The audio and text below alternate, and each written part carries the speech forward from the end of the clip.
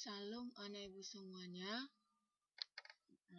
Hari ini kita kembali bertemu lagi dalam pembelajaran kita pendidikan agama Kristen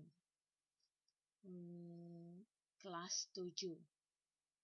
Sebelum kita melanjutkan pembelajaran kita hari ini, mari kita memuji Tuhan terlebih dahulu dengan judul Seputih Bulu Domba.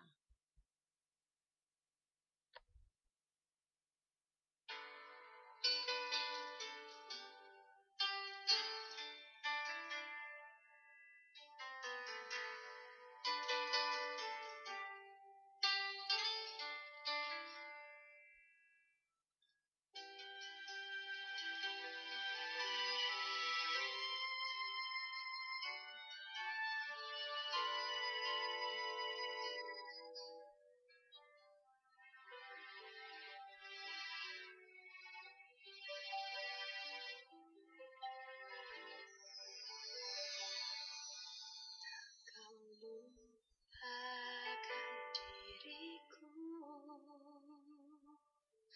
kau ingatku adalah debu, tetapi kau meninggikannya di hadapan malaikatmu. Tak kau hapuskan namaku dari kitab kehidupanmu. Kau tak mau mengakuinya di hadapan Bapa.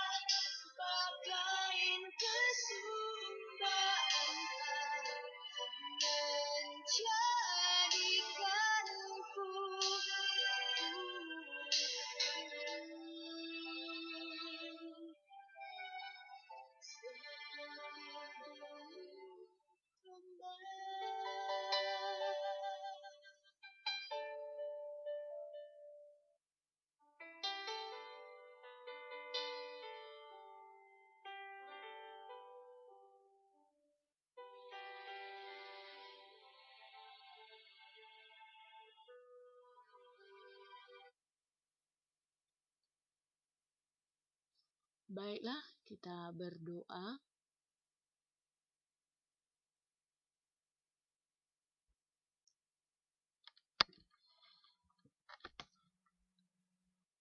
Amin. Nah, anak-anak ibu, hari ini kita akan belajar masih materi yang sama, yaitu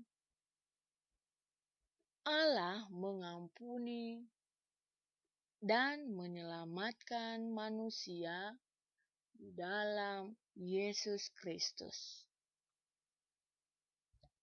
Dengan tujuan yang diharapkan di sini kepada kita, anak-anak ibu memahami makna pengampunan atau memahami arti pengampunan.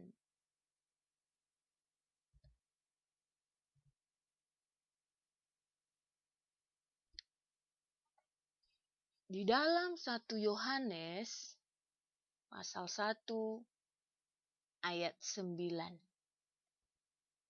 Kita buka Alkitabnya ya, Nak ya.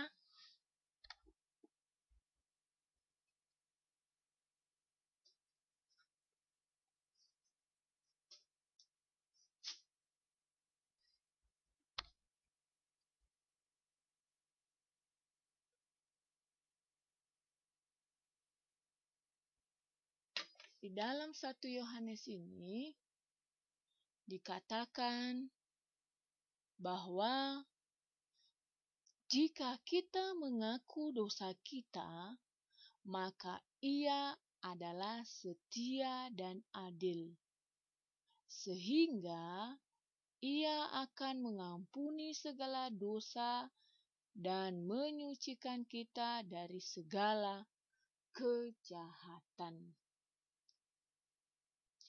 Nah, kita akan belajar bagaimana Allah mengampuni manusia. Menurut Nifrit dan Bolan, kalau kita membuka Dogma 3 masa kini tahun 1996, Kristus telah mempersembahkan korban yang sesungguhnya sebagai ganti manusia. Bahkan Ia sendiri menjadi korban persembahan itu. Di Golgota, kata korban mendapat arti yang sesungguhnya, di mana Kristus benar-benar telah mengorbankan dirinya sebagai ganti kita. Maka akan muncul pertanyaan, mengapa Allah mengampuni manusia? Apa alasan Allah mengampuni kita manusia berdosa? Itu yang pertama, karena Allah mengasihi manusia. Itulah alasan pertama mengapa Allah mengampuni manusia. Karena Dia mengasihi. Kedua, karena cintanya. Maka Allah adalah Allah yang Maha Pengampun. Karena cintanya, maka Allah adalah Allah yang Maha Pengampun. Ketiga, karena Allah adalah penyelamat. Tidak ada yang lain selain Allah yang mampu menyelamatkan manusia berdosa.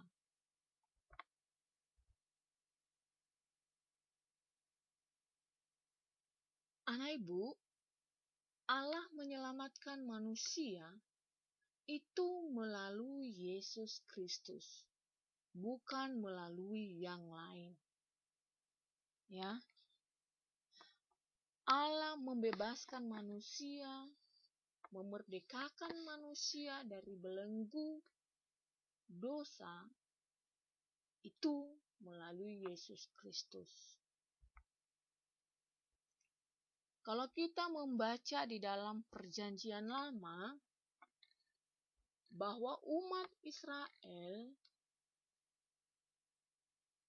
ketika mereka melakukan kesalahan, melakukan dosa, maka mereka mempersembahkan korban persembahan.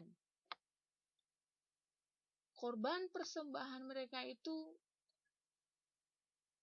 dari domba jantan yang tidak bercela. Tidak ada cacatnya sama sekali. Nah, itu di dalam Perjanjian Lama. Setiap kali umat Israel lakukan kesalahan dan ingin kesalahannya itu, ingin dosanya itu dihapuskan, maka mereka harus memberi persembahan. Persembahan mereka itu dari domba jantan yang tidak bercela dan tidak ada cacatnya sama sekali. Dosa yang mereka perbuat itu harus dibayar melalui korban domba jantan.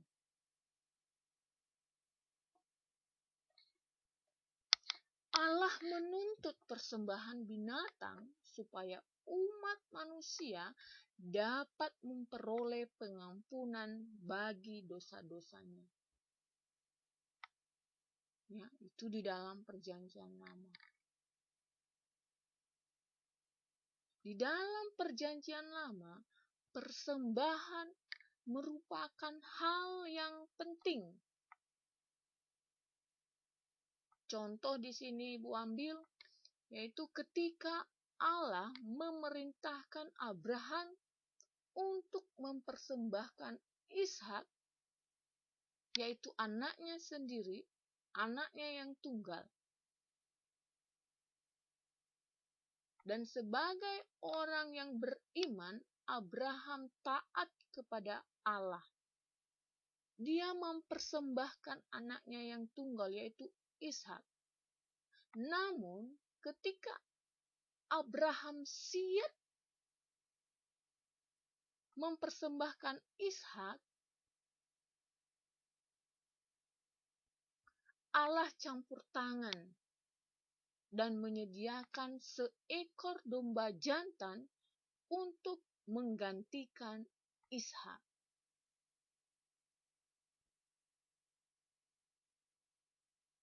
Anak-anak ibu nanti bisa membacanya di dalam Kejadian 22. Dibuka Alkitabnya anak ya. Nah, hutang dosa manusia dalam Perjanjian Lama itu dibayar melalui korban penghapus dosa berupa domba jantan. Sedangkan di dalam Perjanjian Baru kita melihat bahwa Yesuslah yang menjadi anak domba Allah yang menghapus dosa dunia, dan Yesus menjadi korban untuk menggantikan manusia. Yesus menjadi korban yang hidup, menggantikan manusia yang berdosa.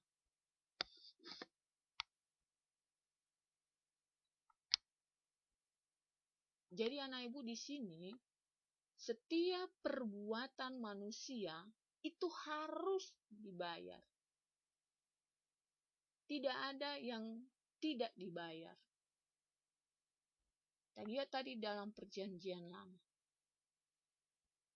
Ya, umat Israel membayar dosa mereka itu dengan memberi persembahan domba jantan yang tidak ada celanya, yang tidak ada cacatnya sama sekali. Nah, anak ibu,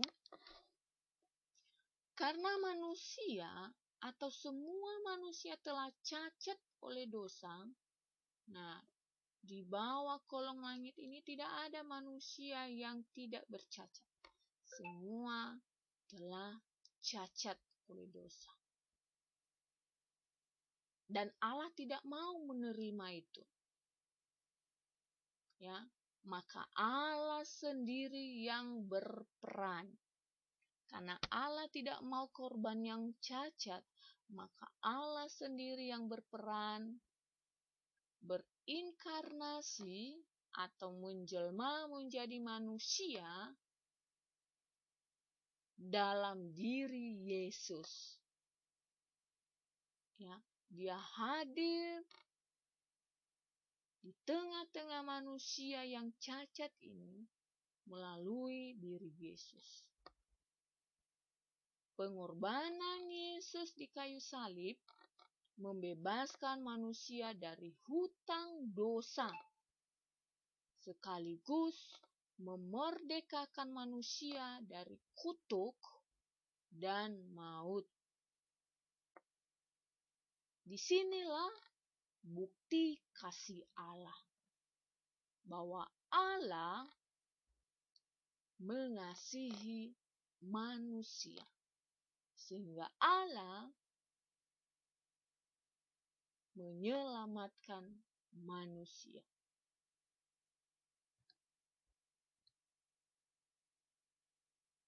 Nah,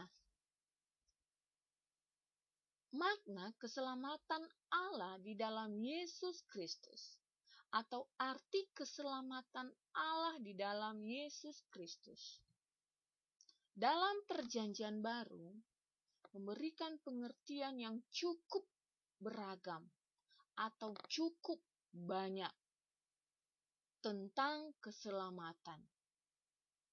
Contohnya keselamatan dalam pengertian hidup kekal, masuk dalam kerajaan Allah atau kerajaan surga. Nah, anak ibu, di dalam Roma 6 ayat 23 mengatakan bahwa hukuman dosa adalah maut. Maut di sini tidak hanya berarti kematian, namun lebih dari situ, yaitu rusaknya hubungan manusia dengan Allah. Oleh karena itu, keselamatan di dalam Yesus Kristus dengan sendirinya membaharui hubungan antara manusia dengan Allah. Melalui Yesus juga kita disebut anak-anak Allah. Melalui Yesus juga kita dapat memanggil Allah sebagai Bapa, sebagaimana Yesus memanggilnya. Ini merupakan suatu karunia yang luar biasa. Ya. Jadi anak-anak ibu, bahwa pada mulanya hubungan kita dengan Allah itu sudah rusak total. Tetapi yang memperbaiki hubungan kita itu adalah Yesus. Yesus yang mengasihi manusia. Nah, selanjutnya, apa dampaknya bagi orang beriman? Apa dampak keselamatan bagi orang beriman? Nah, tiap orang beriman mengaku percaya kepada keselamatan yang dikerjakan Allah di dalam Yesus Kristus. Nah, seperti kita sekarang, kita percaya bahwa Yesus telah mati di kayu salib menggantikan kita. bahwa kita percaya Yesus Kristus melakukan itu karena Dia mengasihi kita. Dengan kepercayaan itu, maka kita selalu menjaga hubungan kita dengan Allah melalui doa dan membaca Alkitab secara teratur. Lebih dari itu, kita melakukan segala firman-Nya dalam kehidupan sehari-hari.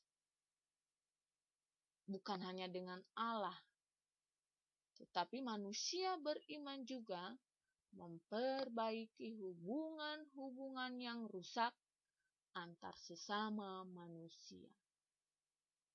Jadi, dengan kita berdoa, dengan kita membaca Alkitab secara teratur, dengan kita melakukan perintah Tuhan dalam hidup kita sehari-hari, itu juga menjaga hubungan kita dengan Allah, juga menjaga hubungan sekaligus memperbaiki hubungan kita yang tidak baik atau yang sudah rusak dengan sesama kita.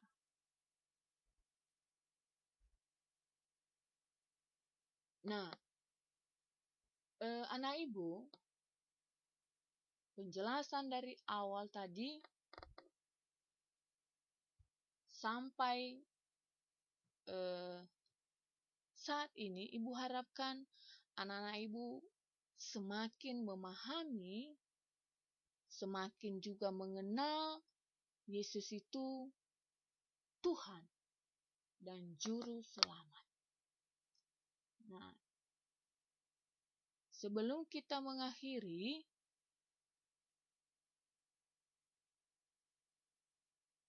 pertemuan kita pada hari ini, mari kita memuji Tuhan dengan lagu Terima Kasih Tuhan.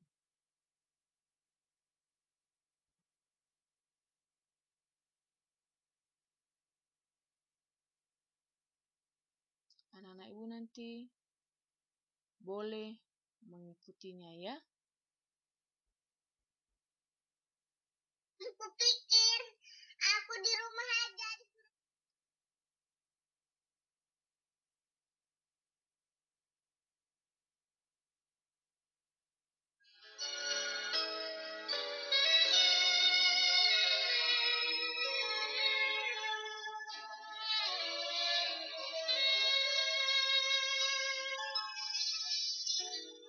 Terima kasih Tuhan untuk kasih setia yang ku alami dalam hidupku. Terima kasih Yesus untuk kebaikan-Mu sepanjang hidupku.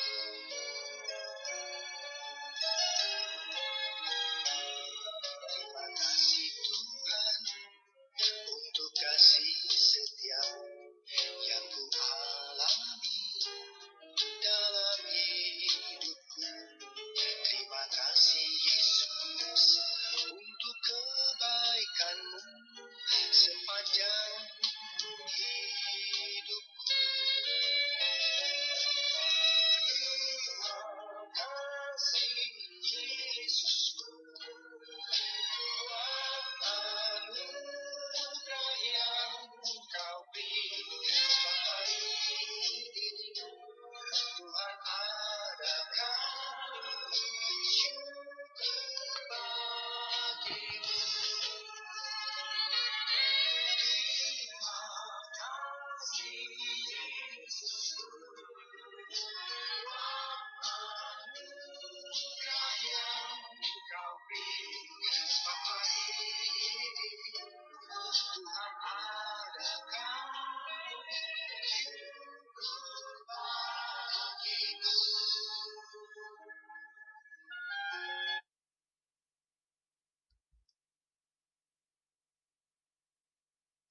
Demikianlah pertemuan kita. Shalom.